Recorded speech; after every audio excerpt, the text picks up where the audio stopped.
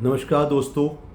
पिछली 4 कड़ियों से लगातार मैं चाइल्ड डेवलपमेंट और फर्म पेरेंटिंग पे बात करता रहा हूँ।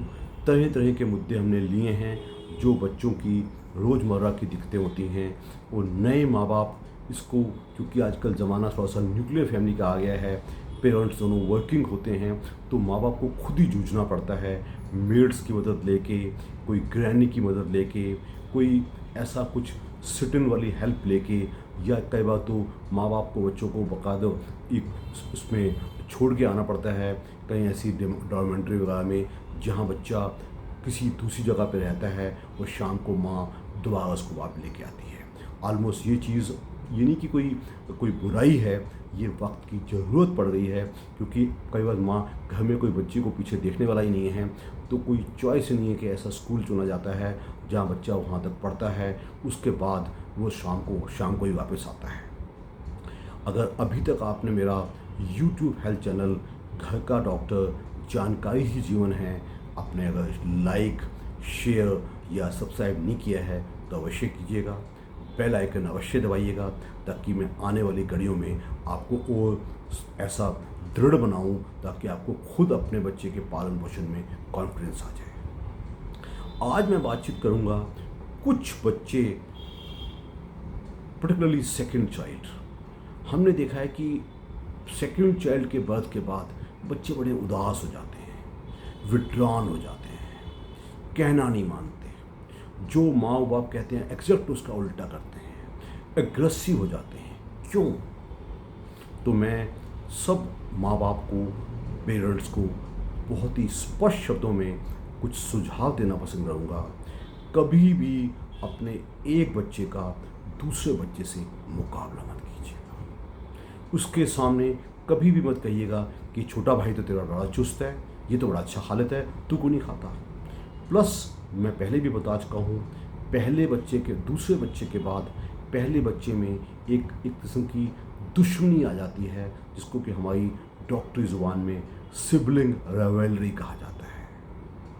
जिस सिंहासन पे माँ की गोद में पहला बच्चा बैठता था एक अनक्राउंड क्वीन बन के, उसको लगता है मेरा तो सिंहासन छीन गया। दूसरा बच्चा आके बैठ गया, मेरी माँ मुझे पहले कितना प्यार करती थी, अब पूछती भी नहीं है। तो बहुत ही चालाकी से और बहुत ही सूझबूझ से अगर बच्चे की माँ कुछ ऐसे बच्चे को इस्तेमाल करती है कि छोटे भाई के या बहन के प्रति पहले बच्चे का प्यार भी डेवलप हो जाए और उसकी देखभाल भी करता रहे, उसको अपना भी समझे, ये तब हो पाएगा जब आप कभी भी दोनों बच्चों में मुकाबले नहीं करेंगे। कभी भी बड़े बच्चे का या दूसरे बच्चे का निरादर मत कीजिएगा। दूसरों के सामने कभी भी उसकी बेइज्जती मत कीजिएगा।